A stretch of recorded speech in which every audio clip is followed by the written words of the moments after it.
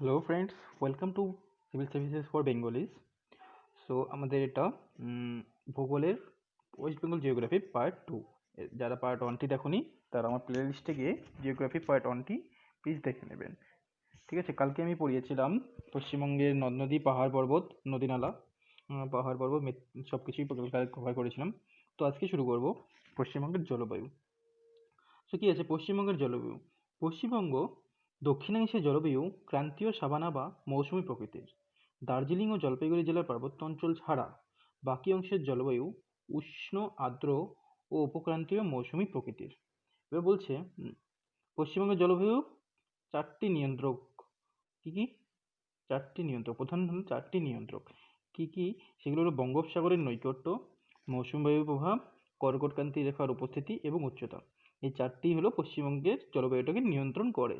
ঠিক আছে, বঙ্গোপসাগরও পশ্চিমবঙ্গের পাশেই পড়ে। তারপরে হচ্ছে মৌসুমী বায়ুর প্রভাব পশ্চিমবঙ্গে পড়ে। আর পশ্চিমবঙ্গের কালকে আমি পড়িয়েছিলাম, পশ্চিমবঙ্গের 5টি জেলার উপর দিয়ে কর্কটক্রান্তি রেখা গিয়েছে। ঠিক আছে, তো এগুলোই উপস্থিতি। নেক্সট কি আছে দেখি। গ্রীষ্মকালের বিকালের দিকে বজ্রবিদ্যুৎ সহ যে বৃষ্টি হয় তাকে স্থানীয় ভাষায় কালবৈশাখী বা নরওয়েস্টার বলা হয়। তো কালবৈশাখী কোন সময় হয়? গ্রীষ্মকালে বিকালের দিকে যে বজ্রবিদ্যুৎ সহ বৃষ্টি হয় তাকেই কালবৈশাখী বলা হয় বা নরওয়েস্টারও বলা হয়। ঠিক আছে, এবার বলছে প্রত্যাগমনকারী মৌসুমী বায়ুর প্রভাবে শরৎকালে যে ঘূর্ণবাত সৃষ্টি হয় তাকে আশ্বিনের ঝড়ও বলে। তো আশ্বিনের ঝড় কাকে বলা হয়? প্রত্যাগমনকারী মৌসুমী বায়ুর প্রভাবে, মানে মৌসুমী বায়ুটি যখন চলে যেতে যায়, যাওয়ার সময় মৌসুমী বায়ু থাকে সবসময়, মৌসুমী বায়ু যাওয়ার সময় শরৎকালের দিকে যে ঘূর্ণবাত সৃষ্টি হয় তখন তাকে আশ্বিনী ঝড় বলে হয়। ঠিক আছে, ভারতে মৌসুমী বায়ুর প্রভাবে পশ্চিমবঙ্গে যে বৃষ্টিপাত হয় তা বঙ্গোপসাগরে ঘূর্ণবাতের জন্যই হয়। ভারতে মৌসুমী বায়ুর প্রভাবে বৃষ্টিপাত, পশ্চিমবঙ্গে যে বৃষ্টিপাত, ভারতীয় মৌসুমী বায়ুর প্রভাবে পশ্চিমবঙ্গে যে বৃষ্টিপাত হয় তা কিসের কারণে হয়? বঙ্গোপসাগরে যে ঘূর্ণবাতের জন্যই হয়। ঠিক আছে, এবার বলেছে পশ্চিম দিকে সর্বাধিক বৃষ্টিপাত হলো বা বৃষ্টিপাত হয় জলপাইগুড়ি জেলার বক্সা ডুয়ার্সে। পশ্চিমবঙ্গ জেলার একটা প্রশ্ন আসতে পারে যে পশ্চিমবঙ্গের কোনখানে সব থেকে বেশি বৃষ্টিপাত হয়? তো উত্তরটি কি হবে? জলপাইগুড়ি জেলার বক্সা ডুয়ার্সে। ঠিক আছে, 500 সেন্টিমিটার পর্যন্ত। আর সর্বনিম্ন বৃষ্টিপাত কোথায় হয়? পশ্চিমবঙ্গের বীরভূম জেলার ময়ূরেশ্বরে। বীরভূম জেলার ময়ূরেশ্বরে 95 সেন্টিমিটার সব থেকে নিম্ন বৃষ্টিপাত হয়। এবার এখানে বলেছে কিছু পশ্চিমবঙ্গে ক্ষতিগ্রস্তকারী ঘূর্ণিঝড় লাস্ট কয়েক বছর, কত বছর থেকে। ঠিক আছে, তো 1970-এর ভোলা সাইক্লোন এসেছিল। ভোলা সাইক্লোন কত এসেছিল? 1970 সালে।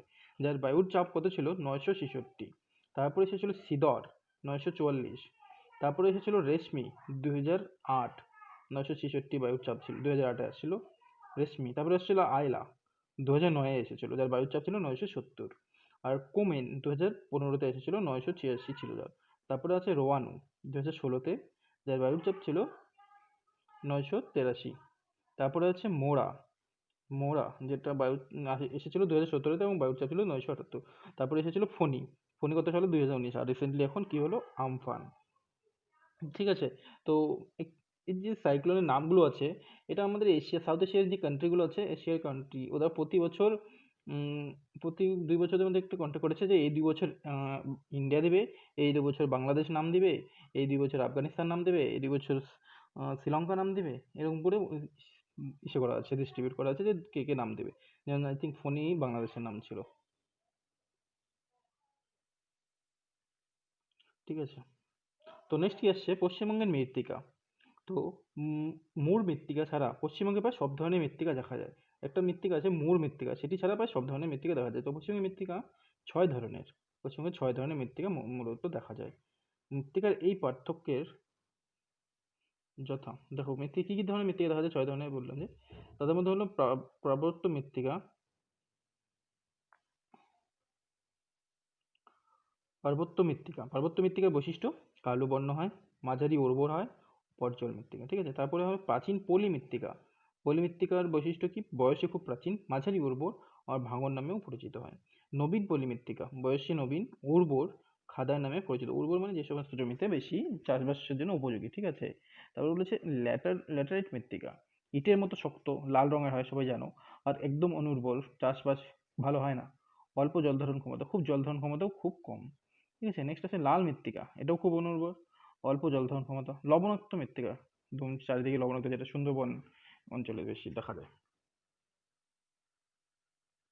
নেক্সট আসছে পশ্চিমবঙ্গের কৃষি। পশ্চিমবঙ্গের কৃষি পশ্চিমবঙ্গের কৃষিটা বলার আগে আমি পশ্চিমবঙ্গের মৃত্তিকা একটা টেবিল দেওয়া আছে এখানে, যে কোন কোন মৃত্তিকায় কোনখানে অবস্থান আছে আর কি কি ফসল উৎপাদিত হয়। সে প্রথমে আছে পার্বত্য মৃত্তিকা। এর অবস্থানটি কোথায় বা এটা কোথায় দেখা যায়? এটা উত্তরের পার্বত্য অঞ্চল বা দার্জিলিং বগার সাইডে। ঠিক আছে, তো এখানে কি কি ফসল বেশি হয়? চা, কমলা লেবু। নেক্সট আছে প্রাচীন পলি মৃত্তিকা। এই কোথায় দেখা যায় এটি? উত্তর ও দক্ষিণ দিনাজপুর, পূর্ব মালদা, বীরভূমের পূর্বাংশে। এখানে কি কি ফসল উৎপাদিত হয়? ধান, গম, আখ, তুঁত। নবীন পলি মৃত্তিকা মুর্শিদাবাদ, নদিয়া, উত্তর চব্বিশ পরগনা, উত্তর ও দক্ষিণ চব্বিশ পরগনা, হুগলি, হাওড়া, পূর্ব মেদিনীপুর। এখানে কি কোন মৃত্তিকাটা দেখা যায়? নবীন পলি মৃত্তিকা। আর এখানে কি কি ফসল ভালো হয়? ধান, গম, পাট। নেক্সট আছে ল্যাটেরাইট মৃত্তিকা। এটা প্রশ্ন থাকতে পারে যে ল্যাটেরাইট মৃত্তিকা কোন কোন জেলায় দেখা যায়। কি কি হবে উত্তর? পুরুলিয়া, বীরভূম, বাঁকুড়া, বর্ধমান এবং পশ্চিম মেদিনীপুরের কিছু অংশ। ল্যাটেরাইট মৃত্তিকাটি হয় অনুর্বর প্রকৃতির, তাই জলসেচ দ্বারা শাকসবজি চাষ হয়। শুধু কিছু কিছু কিছু শাকসবজি চাষ করা হয়, জল সেচ করে দাও কি। লাল মাটি পশ্চিমবঙ্গের মালভূমির পূর্বাংশ। মালভূমির পূর্বাংশে লাল মাটিতে এটা তো জলসেচ আছে, পুরুলিয়ার দিকেই দেখা যায় এটা। ঠিক আছে, লবণাক্ত মাটি এটা কোথায় আছে? সুন্দরবন ও উপকূলের অঞ্চল। লবণাক্ত মাটি বললাম না তখন, সুন্দরবন আর উপকূলের কিছু অঞ্চলেই লবণাক্ত মাটিটা দেখা যায়। তো ওখানে কি কি চাষবাস হয়? মেন চাষ তো হয় না ভালো, তো নারকেল, সুপারি, তরমুজ ইত্যাদি একটু চাষবাস হয় ওখানে। ঠিক আছে, তো কোথায় ছিলাম? পশ্চিমবঙ্গের কৃষি। পশ্চিমবঙ্গের কৃষিতে যথেষ্ট উন্নত। পশ্চিমবঙ্গ ধান, পাট ও চা উৎপাদনে অগ্রণী ভূমিকা পালন করে। পশ্চিমবঙ্গের দার্জিলিংয়ে বাগিচা কৃষি হিসেবে চা চাষ হয়। সবাই জানো দার্জিলিংয়ে বাগিচা কৃষি হিসেবে চা চাষ করা হয়। ঠিক আছে, এই ধরন বাগিচা কৃষি বাণিজ্যিক কৃষির মধ্যে পড়ে, যা কেবল লাভের জন্য চাষ করা হয়। মানে বাগিচা কৃষি ধরনটা কি? যেটা লাভের জন্য করা হয়। যেমন ধান, গম এগুলো লাভের জন্য করা হয়, আর এগুলো খাওয়ার জন্যই বেশিটা করা হয়। বাট চাটা বাইরে রপ্তানি করা হয়, এসি করার জন্য বেশি চাষ করা হয়। ঠিক আছে, এই ধরনের চাষের জন্য কি প্রয়োজন হয়? বৃহৎ জমির প্রয়োজন হয়। রপ্তানি প্রক্রিয়াকরণ কেন্দ্র হিসেবে চালু হয়েছে ফলতা। ফলতা এটা রপ্তানিকরণ হিসেবে চালু হয়েছে। দেখো নিচে কিছু ফসল উৎপাদনের উৎপাদক তালিকা দেওয়া হলো। বেশ। ধান, ধানটি পশ্চিমবঙ্গে প্রশ্ন আসতে পারে, ইন্টারভিউ জিজ্ঞেস করতে পারে পশ্চিমবঙ্গের ধান কোন কোন জেলায় বেশি পাওয়া যায়। তো উত্তরগুলো কি হবে? বর্ধমান, বর্ধমান হলো পশ্চিমবঙ্গের ধানের গোলা। পশ্চিম মেদিনীপুর, মুর্শিদাবাদ। পাট, পাট কোন কোন জেলায় বেশি হয়? মুর্শিদাবাদ, হুগলি, উত্তর চব্বিশ পরগনা, দক্ষিণ চব্বিশ পরগনা, জলপাইগুড়ি, কোচবিহার। তারপরে আছে চা, চা কোন কোন জেলায় বেশি হয়? দার্জিলিং, জলপাইগুড়ি, পুরুলিয়া, অযোধ্যা পাহাড়ের সামান্য কিছু অংশ ও কালিম্পংয়ে। তারপরে আছে গম, গম কোন কোন জায়গায় বেশি হয়? গম হয় মুর্শিদাবাদ, নদিয়া, বর্ধমান। নেক্সট আছে বার্লি, বার্লি কোন কোন জায়গায় বার্লি বেশি হিসেবে দেখা হয়? মুর্শিদাবাদে, নদিয়া, জলপাইগুড়িতে। আলু, আলু চাষ কোন কোন জায়গায় বেশি হয়? হুগলি, বর্ধমান, পূর্ব ও পশ্চিম মেদিনীপুর। সবখানেই হয়, বাট এই কটা জেলায় একটু বেশি হয়। ঠিক আছে, এগুলো মনে রাখবে। আখ, আখ কোথায় হয়? মুর্শিদাবাদ, নদিয়া, বর্ধমান। তবে এটা একটা মেন জিনিস যে তামাক, তামাক উৎপাদনে পশ্চিমবঙ্গের সব থেকে বেশি কিন্তু তামাক আমাদের কুচবিহার ডিস্ট্রিক্টেই হয়। ঠিক আছে, তো তামাক উৎপাদনটা মনে রাখবে, কুচবিহার, জলপাইগুড়ি, উত্তর দক্ষিণ দিনাজপুর। নেক্সট বলেছে পান, পান কোথায় হয়? পান পূর্ব মেদিনীপুর, পশ্চিম মেদিনীপুর, হাওড়া ইত্যাদি। তারপরে আছে তুঁত গাছ, তুঁত গাছ কোথায় কোথায় হয়? তুঁত গাছ হলো মালদা, মুর্শিদাবাদ, বাঁকুড়া, উত্তর দিনাজপুর, এইসব জায়গায়। তো এগুলো কি গেল? পশ্চিমবঙ্গের ফসল আর তাদের উৎপাদন স্থান। ঠিক আছে, নেক্সট আছে পশ্চিমবঙ্গের সংরক্ষিত বনভূমি। তো পশ্চিমবঙ্গে মোট নথিভুক্ত বনভূমির পরিমাণ হলো 11,879 বর্গ কিলোমিটার। পশ্চিমবঙ্গের যে টোটাল বনভূমির জায়গাটা আছে সেটাকে সেটা হলো 11,879 কিলোমিটার ঠিক আছে। তো এর মধ্যে যে 11,879 আছে, এর মধ্যে রিজার্ভ বনভূমি হলো 7,054 বর্গ কিলোমিটার, আর প্রোটেক্টেড বনভূমি হলো 3,772 বর্গ কিলোমিটার। রিজার্ভ বনভূমি আর প্রোটেক্টেড বনভূমির মধ্যে পার্থক্য হলো, রিজার্ভ বনভূমি সরকারের দ্বারাই দেখাশোনা হয়, সবকিছু হয়, বাট ওখানে মানে লোকাল পাবলিক যাওয়া আসা করতে পারে। ঠিক আছে, বাট প্রোটেক্টেড বনভূমি যেগুলো আছে সেগুলো সরকারের দ্বারাই দেখাশোনা হয়, কিন্তু লোকাল ওখানে কেউ যাওয়া আসা করতে পারে না। ঠিক আছে, এটা হলো দুজনের মধ্যে পার্থক্য। ঠিক আছে, তো নেক্সট আছে কি বললাম, হ্যাঁ রিজার্ভ, রিজার্ভ বনভূমি আর প্রোটেক্টেড বনভূমি।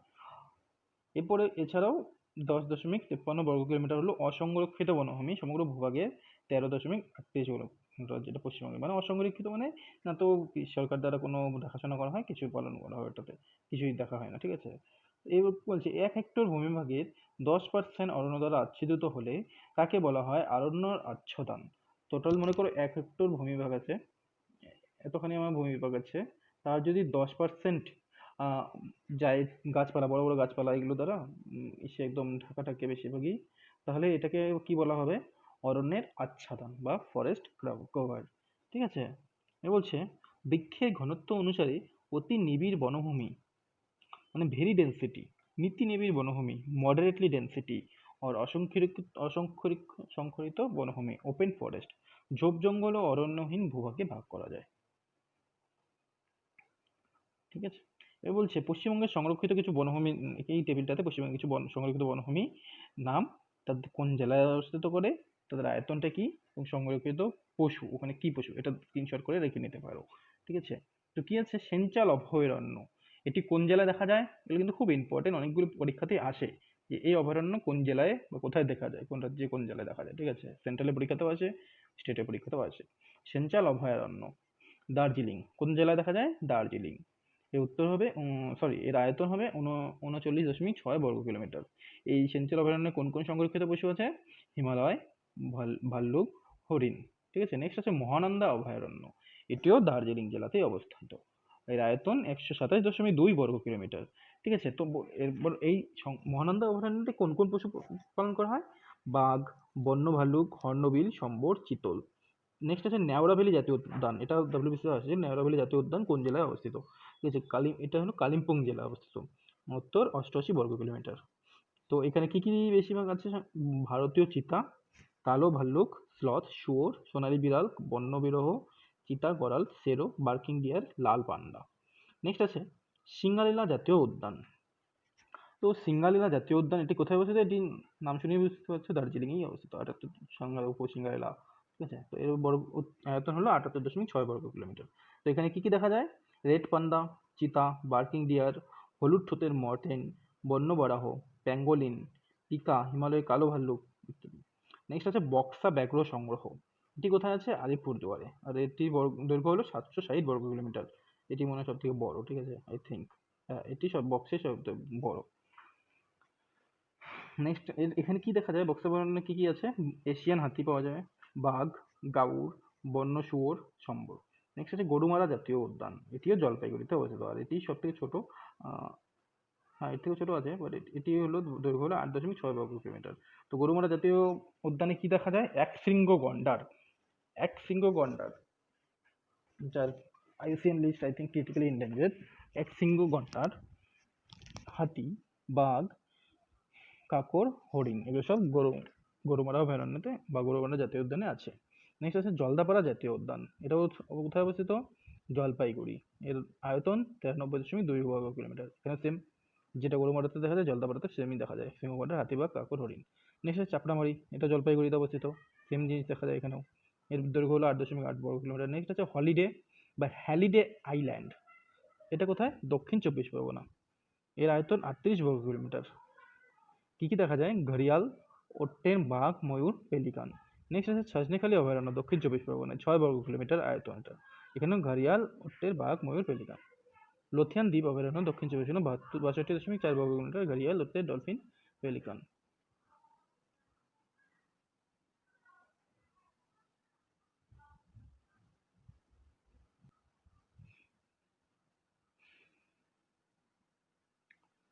তো সাম্প্রতিক বনভূমি 2017 প্রতিবেদন অনুসারে পশ্চিমবঙ্গের 16,847 স্কয়ার কিলোমিটার বন দ্বারা পরিবেষ্টিত, যা সম্পূর্ণ ভৌগোলিক অঞ্চলের 18.98%। মানে পশ্চিমবঙ্গে যে সম্পূর্ণ ভৌগোলিক যতখানি স্থান আছে তার 18.98%ই বনভূমি দ্বারা পরিবেষ্টিত। ঠিক আছে, একটি ইম্পর্টেন্ট জিনিস, এটা পশ্চিমবঙ্গে কোথায় গেল? ঠিক আছে, দেখছি। আর পশ্চিমবঙ্গের কার্বন ভান্ডারের পরিমাপ আমাদের দেশের মোট কার্বন ভান্ডারের পরিমাপের 2.30%। ঠিক আছে, তো নেক্সট আছে পশ্চিমবঙ্গের জেলাগুলির মধ্যে বনভূমি পরিমাপ দিক দিয়ে প্রথম স্থানে জলপাইগুড়ি। তবে যতগুলো জেলা আছে সব থেকে বেশি বনভূমি কোন জেলায় আছে? জলপাইগুড়িতে। কত? 2,847 স্কয়ার কিলোমিটার। এবং দ্বিতীয় স্থানে কি আছে? দক্ষিণ 24 পরগনা, কত আছে? 2,792 স্কয়ার কিলোমিটার। আর সর্বনিম্ন বনভূমি যুক্ত জেলা দক্ষিণ দিনাজপুর, কত 87 স্কয়ার কিলোমিটার। ভৌগোলিক অঞ্চলের দিক দিয়ে দার্জিলিংয়ের বনভূমি পরিমাণ সর্ববৃহৎ। নেক্সট আছে পশ্চিমবঙ্গের বেশিরভাগ অঞ্চল, আমি এটাই খুঁজছিলাম অ্যাকচুয়ালি, পশ্চিমবঙ্গের বেশিরভাগ অঞ্চলেই কোন ধরনের বনভূমি দেখা যায় বা কোন জাতীয় গাছ দেখা যায়, তো এটা ইম্পর্টেন্ট। কি আসবে পশ্চিমবঙ্গের বেশিরভাগ অঞ্চল ক্রান্তীয় আর্দ্র পর্ণমোচী বৃক্ষের বনভূমি লক্ষণীয়। কোন ধরনের ইসে দেখা যায়? ক্রান্তীয় আর্দ্র পর্ণমোচী, ঠিক আছে, এটা মনে রাখবে। পশ্চিমবঙ্গে মোট 25টি সংরক্ষিত বনভূমি আছে, যার মধ্যে 6টি জাতীয় উদ্যান, 14টি বন্যপ্রাণ অভয়ারণ্য, 2টি ব্যাঘ্র সংরক্ষণ ও 1টি বায়োস্ফিয়ার রিজার্ভ এবং 2টি হস্তি সংরক্ষিত অরণ্য।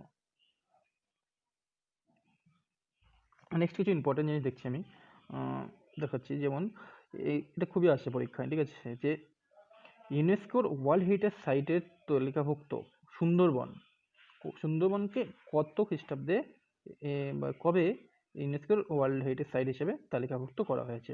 তো কি হবে এটা? 1997 খ্রিস্টাব্দে বা 1997 খ্রিস্টাব্দে সুন্দরবনকে ইউনেস্কো ওয়ার্ল্ড হেরিটেজ সাইট হিসেবে তালিকাভুক্ত করা হয়েছে। নেক্সট আছে এই সুন্দরবনকে একটি হলো, এটা কি বললো, ইউনেস্কো ওয়ার্ল্ড হেরিটেজ সাইট। আবার যদি প্রশ্ন আসে যে সুন্দরবনকে সুন্দরবন বায়োস্ফিয়ার রিজার্ভটি জাতীয় উদ্যান হিসেবে 1984 সালে, আর জাতীয় উদ্যান হিসেবে কবে মান্য করা হয়েছিল? 1984। ব্যাঘ্র সংরক্ষণ হিসেবে 1973 এবং ওয়াইল্ড লাইফ স্যাংচুয়ারি হিসেবে 1977 সালে। এই কটা জিনিস মনে রাখবে। ইউনেস্কোটা একটু বেশি ইম্পর্টেন্ট, যে ইউনেস্কো ওয়ার্ল্ড হেরিটেজ সাইট কবে দেওয়া হয়েছিল? 1997 সালে, ঠিক আছে। আর জাতীয় উদ্যান হিসাবে 1984 সালে, ব্যাঘ্র সংরক্ষণ হিসাবে 1973 সালে, ওয়াইল্ড লাইফ স্যাংচুয়ারি হিসাবে 1977 সালে। রয়্যাল বেঙ্গল টাইগার ছাড়াও বুনো শূকর, চিতল, হরিণ, ভারতীয় ওটার ও ম্যাকাও বানর প্রভৃতি স্তন্যপায়ী প্রাণী উত্তর এশিয়াতে দেখা যায়। শুধু রয়্যাল বেঙ্গল টাইগার দেখা যায় সুন্দরবনে এটা না, এছাড়াও বুনো শূকর, চিতল, হরিণ, ভারতীয় ওটার ও ম্যাকাও বানর, বানরের প্রকৃতি একটা ম্যাকাও বানর, প্রভৃতি স্তন্যপায়ী প্রাণীরও দেখা মেলে। উপকূলবর্তী অঞ্চলে 5টি প্রজাতির সামুদ্রিক কচ্ছপ এবং 2টি বিলুপ্তিপ্রায় প্রজাতির অ্যাস্টুরিয়ান কুমির ও ভারতীয় অজগরের সন্ধানও পাওয়া যায়। সামুদ্রিক কচ্ছপ এবং 2টি বিলুপ্তপ্রায়, মানে ক্রিটিক্যাল এন্ডেঞ্জার, একদম ইসে হয়ে গেছে, বিলুপ্তই হয়ে গেছে প্রায়, অ্যাস্টুরিয়ান কুমির ও ভারতীয় অজগর সন্ধান মেলে। কিছু ইম্পর্টেন্ট জিনিস আছে এখানে। সুন্দরী গাছের বিজ্ঞানসম্মত নাম, এটা আমাদের 2019-এ এবার এসেছিল। সুন্দরী গাছের বিজ্ঞানসম্মত নাম কি? হ্যারিটেরিয়া ফোমস, ঠিক আছে।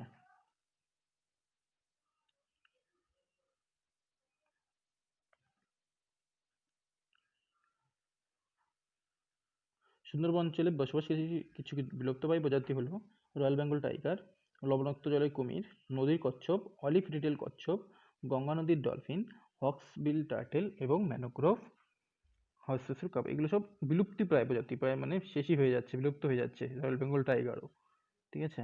তো নেক্সট আসছি পশ্চিমবঙ্গের খনিজে।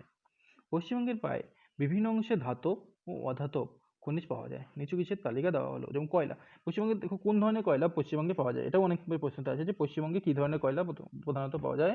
এটা হলো বিটুমিনাস। কী ধরনের কয়লা? পশ্চিমবঙ্গে বিটুমিনাস কয়লা পাওয়া যায়। কোন ধরনের কয়লা? বিটুমিনাস। কোথায় কোথায় পাওয়া যায়? রানীগঞ্জ, আসানসোল, জামুরিয়া। কোথায় কোথায় পাওয়া যায়? রানীগঞ্জ, আসানসোল, জামুরিয়া, রামনগর, বর্জর, মেজিয়া এবং পুরুলিয়া, তেঁতুলিয়াতে, ঠিক আছে। নেক্সট আছে এই যে অনেকগুলো খনিজ পদার্থের নাম দিয়ে দিয়েছে এবং তারা তারা তারা কোথায় পাওয়া যায় বেশিরভাগ। চুনাপাথর পাওয়া যায় পুরুলিয়া, বাঁকুড়া। ম্যাঙ্গানিজ পাওয়া যায় পুরুলিয়া, পশ্চিম মেদিনীপুর, বর্ধমান। ডলোমাইট পাওয়া যায় জলপাইগুড়িতে। ফসফেট রক পুরুলিয়াতে। লৌহ আকরিক পাওয়া যায় পুরুলিয়া, বাঁকুড়া এবং দার্জিলিংয়ে। কাইনাইট পাওয়া যায় পুরুলিয়া। অ্যাসবেস্টাস, যে মানুষের চালের উপরে যে লাগায় অ্যাসবেস্টাস, ওটাও পাওয়া যায় পশ্চিম মেদিনীপুরে। অ্যাপটাইট পুরুলিয়া। চীনামাটি বেশি পাওয়া যায় পুরুলিয়ায়। এগুলো গেল খনিজ পদার্থ, ঠিক আছে। নেক্সট আসছি পশ্চিমবঙ্গের শিল্প। কৃষি ছাড়াও পশ্চিমবঙ্গ শিল্পে উন্নত। এখানকার শিল্পগুলি হলো লৌহ ইস্পাত, বস্ত্রবয়ন, ইঞ্জিনিয়ারিং এবং রাসায়নিক শিল্প। নিম্নে প্রধান প্রধান শিল্পের সম্পর্কে আলোচনা করা হলো। তো প্রধান কিছু শিল্প হলো পাট শিল্প। ভারতের যে প্রথম পাট কল স্থাপিত হয় সেটা কোথায় হয়? এই পশ্চিমবঙ্গে হয়, যা হয় হুগলির রিষড়াতে। ঠিক আছে, ভারতের যে প্রধান পাট শিল্প হয় সেটা হুগলির রিষড়াতেই প্রথম পাটকল স্থাপিত হয়। বর্তমানে হুগলি নদীর তীরে কতগুলি পাটকল আছে? 56টি পাটকল আছে। পশ্চিমবঙ্গে একটি গুরুত্বপূর্ণ শিল্প হলো এই পাট শিল্পই। নেক্সট আরেকটি গুরুত্বপূর্ণ শিল্প হলো চা। বিশ্বের সর্বাধিক গুণসম্পন্ন চা আমাদের এই পশ্চিমবঙ্গেই পাওয়া যায়। পশ্চিমবঙ্গে বর্তমানে 300টি চা বাগান আছে, যার মধ্যে বেশি এগুলি অবস্থিত হলো দার্জিলিং, জলপাইগুড়ি এবং কোচবিহার জেলায়। হ্যাপি ভ্যালি, আলুবাড়ি এবং মাকাইবাড়ি দার্জিলিং জেলার প্রধান চা উৎপাদন কেন্দ্র। দার্জিলিং জেলার প্রধান চা উৎপাদন কেন্দ্রগুলির নাম, কিছু কেন্দ্রের নাম হলো হ্যাপি ভ্যালি, আলুবাড়ি এবং মাকাইবাড়ি। ঠিক আছে। আর কি আছে গুরুত্বপূর্ণ শিল্প? লৌহ ইস্পাত শিল্প। পশ্চিমবঙ্গে দুটি বৃহৎ লৌহ ইস্পাত শিল্প কেন্দ্র আছে, একটি হলো বার্নপুর, হীরাপুর, কুলটি এবং অপরটি হলো দুর্গাপুর। দুর্গাপুর ভারতের রান নামে পরিচিত। এটাও ইম্পর্টেন্ট, ভারতের রান নামে কোন জায়গা পরিচিত? দুর্গাপুর। ঠিক আছে। এছাড়াও কার্পাস বয়ন শিল্প আছে, কাগজ শিল্প আছে, অ্যালুমিনিয়াম শিল্প আছে, চামড়া শিল্প, রাসায়নিক শিল্প, এসবও পশ্চিমবঙ্গে আছে।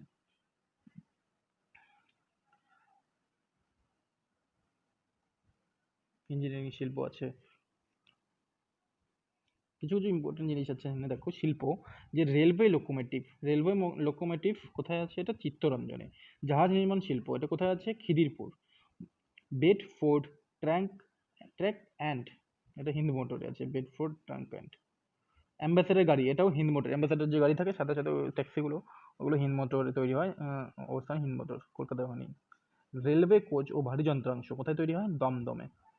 Military arms and weapons, military arms এবং গান ফ্যাক্টরিগুলো ইসেতে আছে, ইচ্ছাপুরে আছে, কাশীপুরে আছে ও দমদমে আছে। ঠিক আছে। এছাড়াও তথ্য প্রযুক্তি শিল্প আছে আমাদের পশ্চিমবঙ্গে। ঠিক আছে। যেমন 3টি প্রধান সফটওয়্যার, বেশিরভাগ এগুলো শিল্প কলকাতার ওদিকেই আছে। ঠিক আছে। যেমন 3টি প্রধান software company, TCS, Tata consultancy service, Wipro. উইপ্রোর মালিকের নাম হলো আজিম প্রেমজি, এবং ইনফোসিস।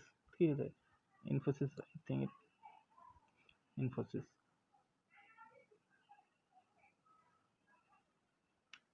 এই সবই বড় বড় কোম্পানি আছে। ঠিক আছে। এছাড়াও ভিডিওকন অর্গানিক ও তথ্য প্রযুক্তি প্রজেক্ট চালু করেছে জলপাইগুড়িতে। রাজারহাট দেশের একটি অত্যন্ত গুরুত্বপূর্ণ তথ্য প্রযুক্তি কেন্দ্র হতে চলেছে।